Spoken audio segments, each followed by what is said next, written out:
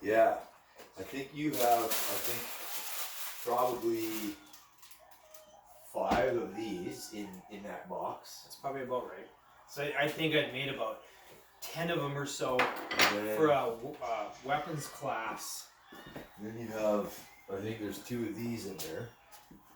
Yeah, I like those for training the Simbrata and that. That's more on the realistic side, That's right? okay. That's more likely what you're going to face. Right. From on the street, because folders are common. But that being more like this style here being 2 or 3. It's easier to train and learn disarms and things because you got more knife, more blades sticking out, bigger handle. And then if you're camping, you might run into this guy. Well, and then the other reality is larger knives, like kitchen knives and knives like that. Right. Which, yeah. Punio action. So kind of some of the notes I was making and thinking about the direction to train with the blade. One of the drills on a knife tapping that I wanted to work, I didn't really see many people do was,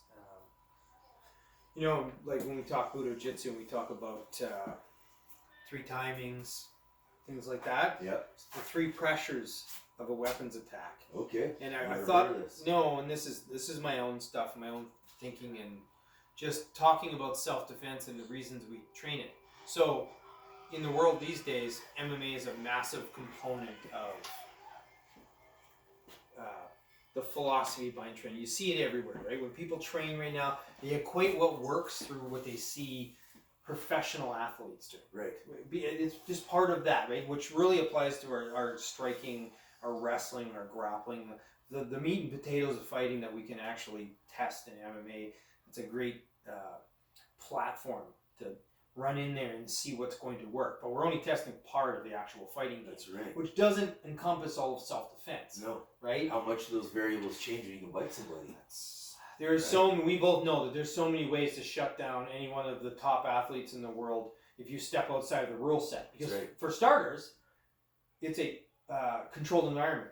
Right? Some people might argue that, well, that's not going to work anyway, but it's a very controlled environment because someone's not expecting. Look what happens when eye gouges happen. That's right. It shuts the whole event down.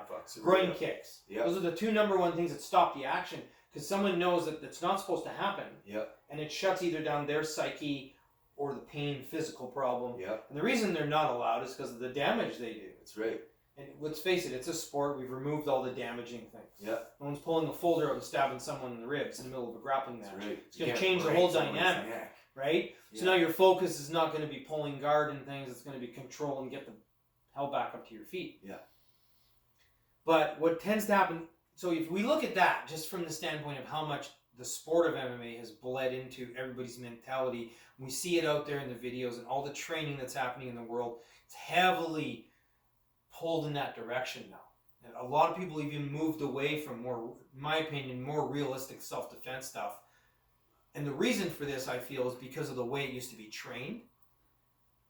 It kind of just got left in the dust, right?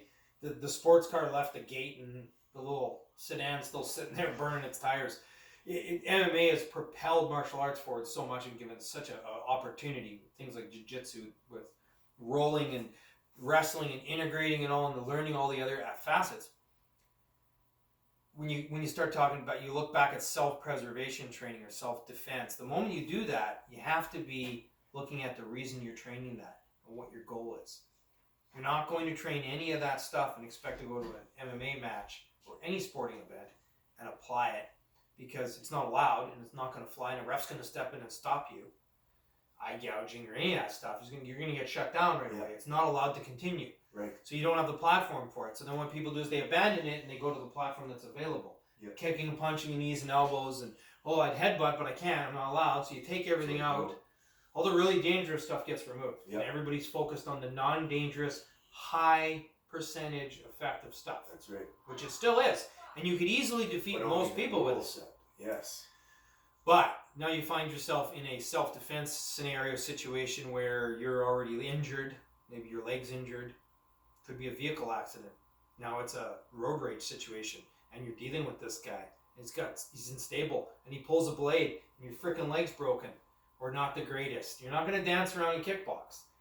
That's right. Your whole game's going to change. Your jiu-jitsu will serve you the best there if you can get close to him and hold him and control him. Right. But if you haven't trained with the blade and all those other pieces, you're gonna be at a deficit too, because this guy's probably not trained, but he's just going to start flailing. So it's a great equalizer. you still have the 80% chances. BJJ alone, or Sambo, or any really good grappling control art, even wrestling. Wrestling's great for control, but not for knife fighting. no, not for weapons typically, because you're not attaching to a limb. You're dealing with a torso. It's going to get you a long way, but you need that last little bit. I'd still rather have those and learn the last little bits than not have any of that and just learn some fancy knife techniques or something. Yeah. But the problem there is that you don't see a lot of people focused on that anymore. And they're losing a bit of that technology because they're kind of going, that's a bunch of garbage. And we both know that through the 80s and 90s, there was people popping up everywhere, training everybody on, trying to make videos and make money, and a lot of their stuff, like good, even the collie groups and that, good solid information. Yeah. The way they trained it is not likely to be conducive to something that was going to work in a real situation. It's the criticism you see on Krav Maga stuff. Yeah. Some of it I think is great, some of it not so realistic. Yeah. And then the other argument tends to be, well, try that against someone like GSP or Khabib, because they think of these high-level people that are now their heroes, and it's like, well, for starters, even a guy like Khabib, I don't think he wants to be facing a blade. Right. His style of fighting isn't going to be conducive to saving him. The tools that he's using, it's his mindset and his mentality. Right. That's what could win. It's not that tool set. That's right. Is he strong enough to do it? Does he have the determination, the tenacity? Oh, in spades, of course. Yeah. But anybody can get, if they're not familiar with that, anybody can get caught with that stuff. Just like in the beginning of MMA, everybody got caught by the takedown. Couldn't stop it because they didn't have that background. The armbar, which nobody gets anymore. That's right. Look at a guy like Matt Hughes. Matt Hughes pulling out an armbar on a guy like GSP. George, which is kind of shocking because he's a wrestler. Yeah. But also, guys like Matt Hughes came along. Totally unexpected. And all the Gracie guys were done. That's right. Because his wrestling was so good. Technology. That's right. So it's just like, you can't stop me from taking you down. Now you're going to deal with a different type of fight. The problem is I guess here's where the next piece comes in when you start looking at self-defense and you bring it back in. You really have to look at the scenario, what you're training for, who you're facing. And there's three kinds of fighters that I've identified with weapons that typically happen. There's that higher level experienced fighter, someone that has knowledge of fighting with a weapon. If we just use the knives, for example, so that it's very obvious, a person that knows how to use a blade isn't just going to rush in like an idiot and take chances because they know the other person could have a weapon. These things actually become their disadvantage too. So they stay back. They're more footwork, they're more fluid, they're more choppy. They're the typical way we train. Right. The stuff you see most weapons people training with. Yeah. You know, they stay back and they're stabby and they're rapid and they're very difficult to deal with and super dangerous. Yeah. Chances of you facing someone like that is astronomically low. If you're an MMA fighter, this already exists. It's a sport. You can go to any of that. So I know what I'm training for, and I know I'm going to face that guy, and I know the rule set. So it's highly likely I could face a guy that's going to try to take me down and mount me and all that, because we already know that. Yeah. To go out there and find someone in an actual knife fight that has knife fighting skill that's going to move like that, really rare. It exists. You may face it, but it's a small percentage. Right. If you do face it, you're in for a bad night. Yeah. Unless you've got those skills or better. But even regardless, like Dan, the equalizer of the blade. You know, Santo always said that, and he told everybody that. You should probably expect to get cut. Yep. It's a knife fight. You're not going to come out unscathed. That's right. And you got some guy that moves like this. Yeah. You know, you're in trouble. Yeah. You better be that good, or you better sparred and spend the hours just like good kickboxer, right? Right. You better have spent that time, because the 3 leg kicks are going to distract you and he's going to take your chin. Yeah. And spend thousands of hours. Anybody that's fought and kickboxed, that's a natural thing for them. They'll just set it up and do it. If you haven't experienced it, you're outmatched. That's right. The wrestler just goes in, takes the legs, and goes to the ground. Yeah. They can't deal with it. Yep. With a right? classic kickboxer. So it's the same thing when you apply it to that weapons thing. That's right. Yeah. It's still a knife fight. Yeah. But it's the highly skilled guy not likely to find. Right. And they tend to present a certain way, and that's where a lot of the bulk of our training is. I've seen almost none to very little of these other two pieces, which is kind of where I've been putting a little bit of my mind on as of late, on what's missing in the world of weapons and then the advancement of training and what's more realistic and you're more likely to face. Just the riots that are in the world and the scenarios that actually do happen. Yeah. You're not, any of those, you're not going to have two people fight. They're not both going to have knives. They're not going to spar. There won't be the rally part of it. Very likely. It could happen. When I say won't, it could happen, but it's low. Then we get into the next. In the Philippines in the 70s. Different story. That's kind of like MMA. That's you're injecting yourself location. into that area. Now, there's places on the planet where this does Everywhere exist. else, probably not. Even Hong Kong gang members, your guy's gonna roll up and you're not gonna see the blade coming. Right? You're gonna get shipped like in prison. It's not a knife fight. It's a sneaked. The term knife fight is an oxymoron in itself. It is. Because you're not gonna know you were. I've been stabbed by a guy. I didn't know there was a blade until I seen it leaving. That's right. And then I reacted to it, and it was like a adrenaline rush shock situation. And I threw a kick. I could have just been killed there. Right. That fit into the other timing that's coming next. So there's the guy that's stabs and stays back because he doesn't want to get hit. It's that fast retracting, snappy type motion. Yep. Now the next piece is the ones that come in, right? They'll attack with the weapon, and then they try to do something else. And this is where the motive of the human being. This is the serial killer. The Bundy or the whatever. Right. People that they have another plan for you. Right. They don't want your wallet. And they're maybe not even trying to kill you at that point. They're trying to get you and subdue you. This is a real thing that actually happens to people in the world. Or they'll stab you once and try to do something else. Like get a hold of your arm or something like that. Hold you down. Or maybe they're going to try and handcuff you or subdue you. So they're trying to do more than one motion. This is an easier... To me, this is the weird part. It's in the middle. And I feel that it's the easiest knife attack to deal with. Right. Where you have the best chances.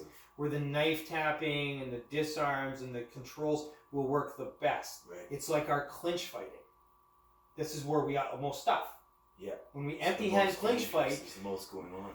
You got all your natural weapons, but you've also got the most opportunities, right from head to toe, right from the takedowns to the strikes. Everything can happen in that clinch range. Right. And this is the same equation, or equates to the same type of a scenario with the knife, where they enter this area and they stay there. Right. Because their mind switches to something else. They're not thinking, stab them 3 times and get out and let them bleed out and die. Right. They're trying to get you. Maybe they're trying to rape you. Right. There's the different motivations. It's bad intentions, right? Yeah, but it's a different. But they're not focused on the piece. And then the third one is the ones that come right through you and keep on coming. Those are the ragers. Those are the ones that want to kill you. Whereas if you fall to the ground after the first stab, they're just going to keep on stabbing in a full out rage. Yeah. That is incredibly dangerous. Because all the power is there. You have to deal with it and shut it down. Yeah. And my thoughts on that, just from all in different training, is the best angles to deal with that is a full control setup. Where you're wrestling, your jitsu, any of the Kali holds, Dumog, all these things come together in that world. Shut them down, stop their movement, control them, reversals, disarm, take over yourself, right? It's not a back and forth 2-person knife fight. You don't even have the luxury of pulling your own blade out because you're probably going to die. Yeah. By the time you got to that and stab them, it's irrelevant. It's like the 2 guys with guns and they both shoot each other. Which one dies? Right. That doesn't matter. Yeah. You're both probably dying because you're both going to bleed out. Maybe one instantly and one later on. So you stab me 4 times and I get you 7 times and I kill you. We both die. Because we're bleeding out. Yeah. Unless you get lucky and I don't stab you in vitals and you make it to the hospital and everything's great. Well, that always happens, but you don't want to train for that. So that philosophy is a lot of the drills deal with the 2 professional trained martial art mindset knife fighters that are doing specific types of attacks. Yep. Then there's that middle range, that middle phase type of fighting where they'll attack and then they'll hang. They'll hang out there because they're trying to do something else. Yep.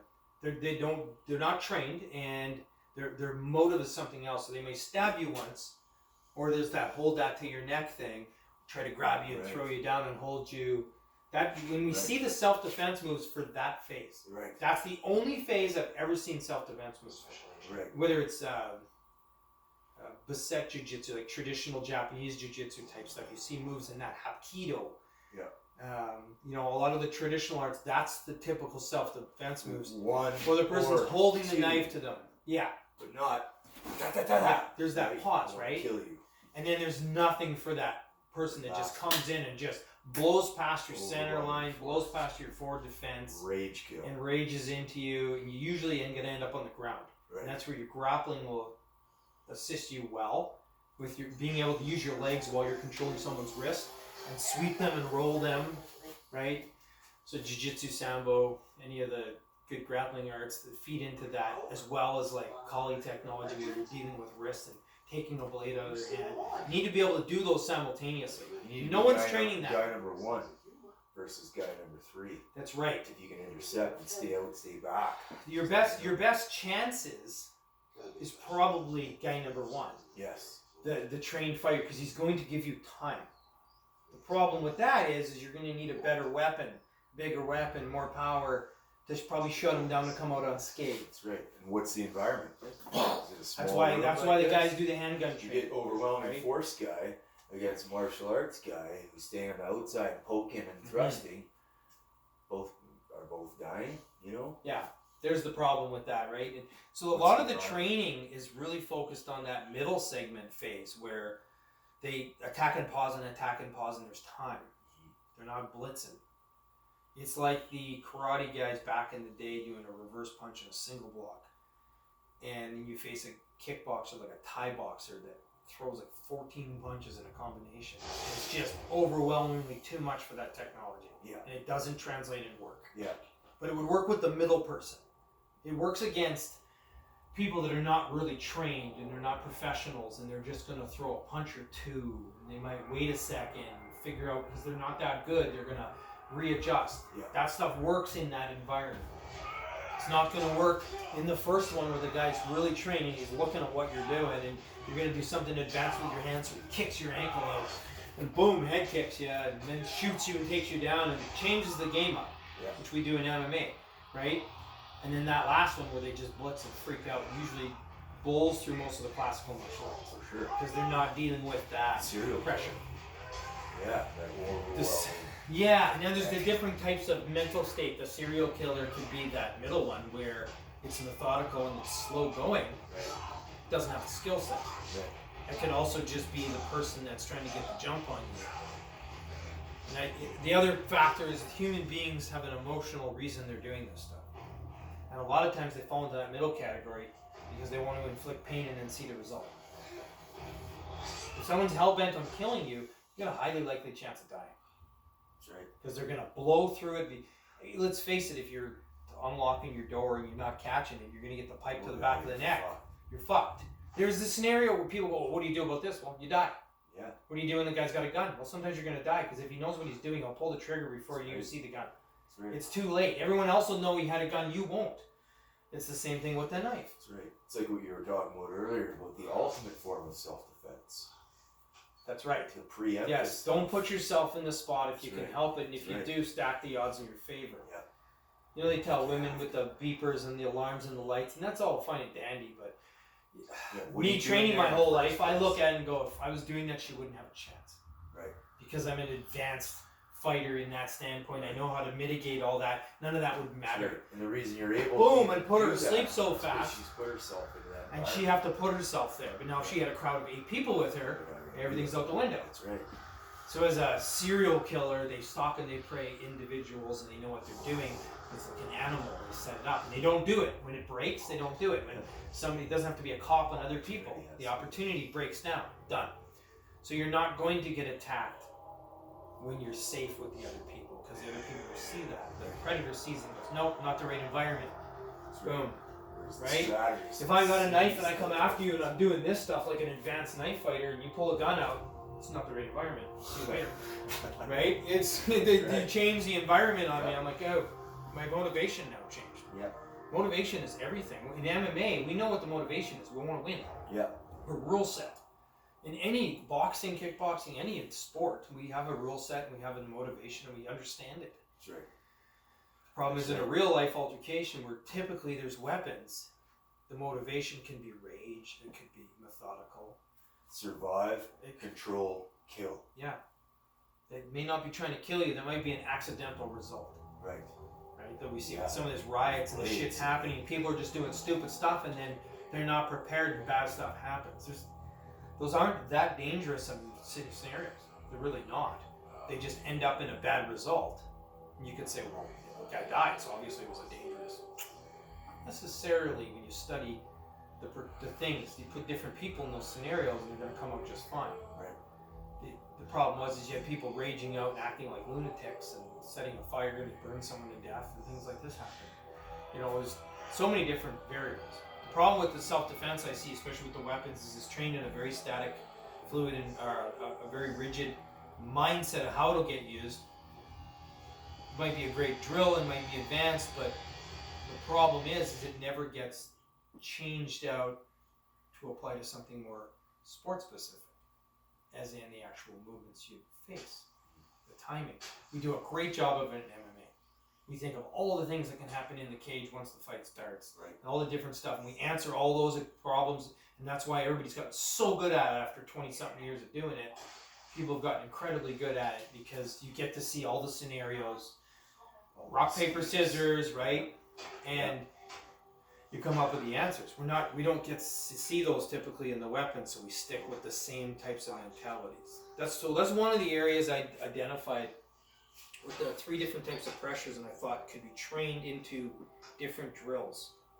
So basically, how to simulate that is when you're attacking with the blade, you're never staying in. You just boom and you're out here, boom and you're touched, right? And it gets done in the drills. You'll see it, but they never talk about why they're doing it, and I don't think they're aware of it. They're just like, if this happens, you do this. There's a real important reason that you want to understand and qualify why it's happening, because it leads to other training, just like it does with our takedowns in MMA and the reasons we do things. Right? So then you've got that person they're spotty and they pull in and out, and you got the person that steps in, doesn't attack, not freezes, but isn't blitzing through and advancing. There's a time frame there. They might stab and grab your arm. Yeah. And that's a window of time where you can adjust. If you can survive that first movement, you can deal with and counter the second one. Right. And then there's the ones where they're coming right in. There's no hesitation. There's going to be multiple attacks. Yeah. They're the most difficult ones to deal with. And they're the ones we see when people talk about the reality of a knife fight or a weapons fight, what it actually looks like. Yeah. And it's really aggressive. They don't all look like that. But they always show the worst case scenario. Someone's in it just like, right? And the guy's not prepared. Yeah. So the drills for those are to deal with the first initial strike and use your footwork. You got to clear it. Yeah. Or completely control it. Right? So what do we do in grappling when someone's taking us down? We want to control it. If they're going into mount, we want to control them. We pull them in so they can't use their weapons until we can reverse it. Right? It's the same technology. Shut them down, slow their movement, control them, change the state. Right? So if you can clear your space and use your footwork, you change the state. They no longer have that. They lose their cadence, their attack. Yeah. Get them to stop their motion, and even if they're going to come again, at least you broke that rhythm. Yep. Right? Hit them on the way in. Creates movements. It's where interception comes in. Yeah. That's why Bruce worked on that so much. Not for those same reasons, I think, but just the world at that time with kickboxers and the way they attacked and they jumped in. You see the interception as a way to break the pattern, the rhythm of the person, and interrupt their fight. It wasn't a fight ender. Very rarely. Perfect entry though. But it's a good entry. It breaks it, and then you go to kickboxing on it. Yeah. I still think interception is probably one of the greatest tools to use against an untrained person with a weapon. Right. Hey, you see guys like John Jones will use a bit. Anderson Silva did, but you didn't see a lot of people train it for weapons. JKD guys did because it was part of their curriculum. They didn't study it, Usually you'd see it on the kickboxing side. You don't see it that much on the weapons side. But the best thing you can do is interrupt somebody's intention in their movement, even if it's just a micro interruption, as long as it doesn't stop your ability to react.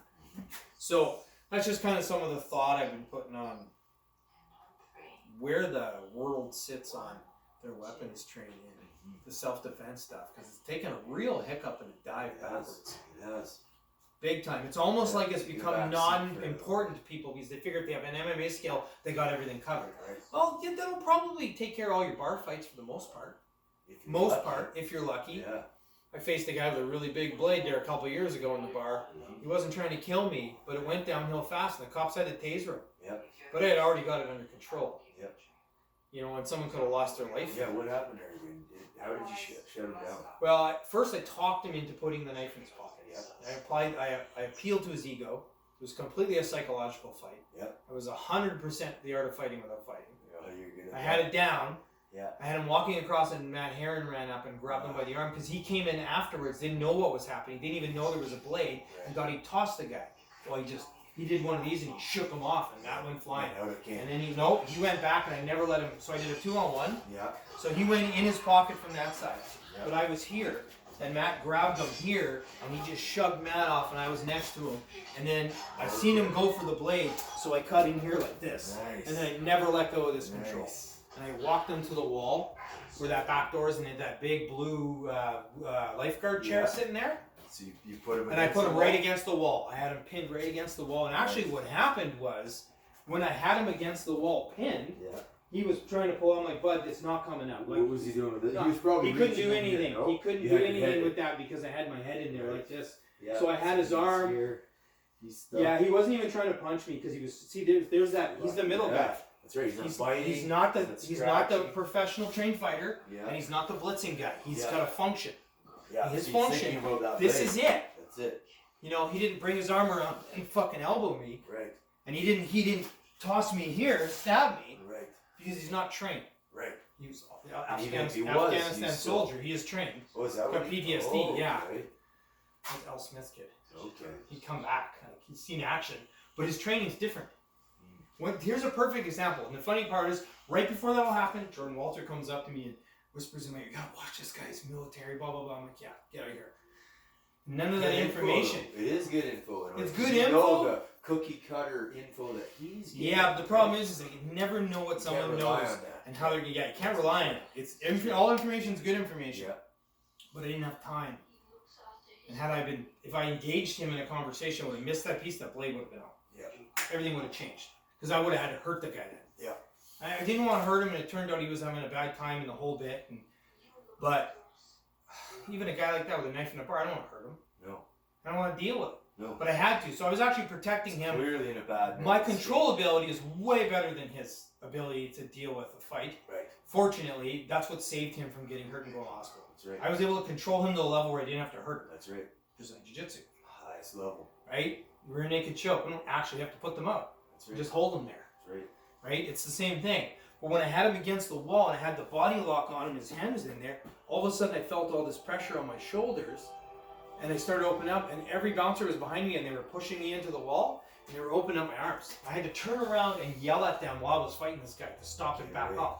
They're like, "What are you guys doing?" I'm having an argument with them while I'm fighting this guy. Yeah. I'm like, "Really, guys? This is exactly what I'm like, really? What are you doing?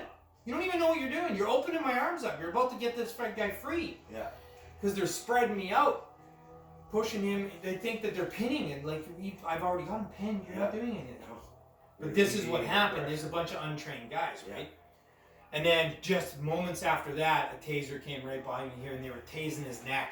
Because somebody went and got cops, and they come running in. It was the cops? Oh yeah, it's two OPB officers. She pulled her gun out. She's got her gun on him like this. Jesus. The cop's tasing him, and he tases me, and then I got angry. Oh yeah. Now at that point, I looked at him, and I went, "Really?" I kind of snapped a bit because I was pissed off, and I knew he had the blade. And I'm not letting go of this guy. But now the problem with law enforcement, when they come in, they don't know my intention, my ability to control the situation. They take over. Yeah. They're like, "Step back." Yeah. I looked at him like, "You want this guy?" I said, "He's all yours." And I picked him right up off the ground above me, and I just slammed him into the floor. Knocked the wind right out of him. Yeah. And he was just laying there going, "Oh," and he bounced off the bar. And I went, he's all yours. I'm going to finish my drink. And I went and sat down. Yeah. And I went, by the way, he's got a big knife in his pocket. They went in there, and the girl's like, I can't find any knife. And I'm like, there's a 12-inch blade inside that guy's pants. Yeah. Right? And he's wearing army fatigue time. And I'm like, check inside for a fake pocket. Sure enough. You go in, and there's a back flap. You come in again, and the blade's sitting down here. I'm like, really? And then she pulls it out, and her face just changed when she seen the size of this knife, right? Like, I watched the guy put the knife in the pocket. Yeah. Hand it to Alex Frost's It's throat. there. Right? Oh, really? Alex is Army. Christ. And he's Marine. Oh. And they were having a different, they got a debate going. Yeah. Alex was doing this, I think, and it turned into a bit of an argument. Because when I looked over, bar closed, people were clearing it out. I seen the shine of the blade. Alex was sitting in the chair, and the guy was standing in front of him. He had the knife to his neck. And I seen it, and I grabbed the bouncer. I said, I want you to get every bouncer in this building together right now and come meet me on the dance floor. Do it quietly and slowly. He's like, what? I said, don't worry about it. Just get them now. Yeah. And Mario was standing there, and he looked over. He seen the knife, went straight to the front door. Yeah. Gone. You know, the biggest guys are always about God, right? Yeah. So I just appealed to the guy and said, look, dude, I said, I get it. I know what your background is, obviously, by that blade, I go. And he's just looking at me, and I'm like, but here's the thing. These are kids. They've never seen nothing. I said, you're scaring the shit out of them with that knife. So do us all a favor. I said, just put it out in the closet. Yeah. I said, they can't handle it. And he's all, tough, right? I'm appealing to his ego because that's what he wants. He wants to be able to, I'm the man. I got the big knife. Yeah. Okay, you've scared everybody. Yeah. But you're also minimizing. But I made it about them, their children. I minimized them, and I'm glad nobody started arguing because they would have killed themselves. And I made him feel like the big guy and got what he wanted. And then the knife went in. And as I watched the blade go in the pocket, I watched his fingers disappear, and then the wrist. And I thought to myself, when the wrist hits the clothing, that hand's never coming out of that pocket. Yeah. Right? Yeah. It's going to be full control. I'm just going to boom. He's going to go down on his back. It's going to be a Kimura, and I'm just going to break the arm. It was already in my head. Yep. Knee on cheek. He's done. Yeah. Right? And then he let go of it, and I'm like, okay, we're progressing here. And as I'm talking to him, I'm walking him through the different ways I'm going to put this guy in the hospital because it has to go down a certain way. This is too dangerous, right? And then he's like, I'm not leaving. I'm like, well, here's the thing, man. I said, the bar's closed. Everyone's going home. You're going to be here alone. Yeah. Well, that's not cool. Yeah. Right? I'm working at a higher level than he's thinking about. Yeah. And I'm like, listen, here's the deal. I got connections. I can get you a cab out back. Yeah. Said, I'm heading out the back door. Walk with me. We'll walk. I said, I'll hook you up. And he was coming. Yeah. Because he was like, you guys aren't walking me out of here. I'm like, no one's walking you out. We're all going to go, though. These guys are cleaning up. The party's over. Yeah. Right? I'm trying to talk him out of what he wants because he's got a psychological thing that he wants to happen. He's looking for the challenge because he needs to prove to himself that he's the man with the blade. I would have had to stick that knife in his body. To get him to stop. To get him to stop, I would have had to grab him by the wrist and boom, that knife right into his body to shut this guy down.